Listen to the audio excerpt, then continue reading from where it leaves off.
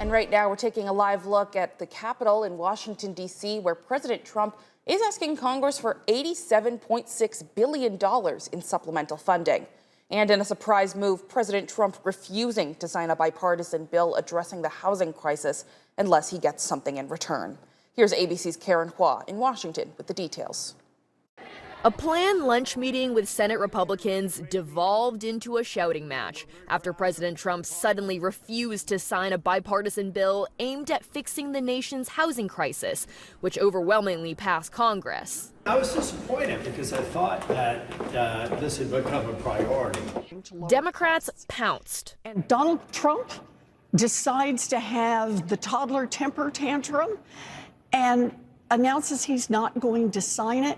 This bill that would help build more housing at a lower cost, that'll bring down prices. A recent report found a nationwide shortage of 10 million homes.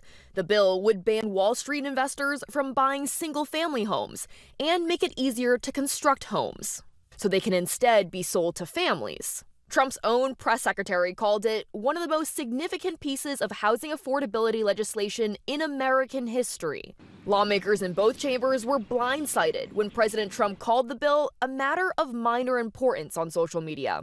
Trump said he would not sign it unless Congress first signs his so-called SAVE Act, which would require Americans to show proof of citizenship to register to vote. The SAVE Act doesn't have the votes to pass in the Senate. Also a source of tension at the meeting, President Trump was furious at the Republican senators who voted with Democrats to limit his war powers in Iran. Overnight, two of those Republicans, Bill Cassidy and Rand Paul, changed their votes after a briefing from the White House. Speaker of the House Mike Johnson is set to meet with the president today to discuss the housing bill, among other issues. Johnson says he's confident Trump will ultimately sign the bill. Karen Hua, ABC News, Washington. Now to some recent data on newly built home sales last month. It shows a 7% drop compared to the previous months. This data is from the Census Bureau and the Department of Housing and Urban Development. May is the second straight month where new home sales fell, and they are now at their lowest level since the start of the year in January.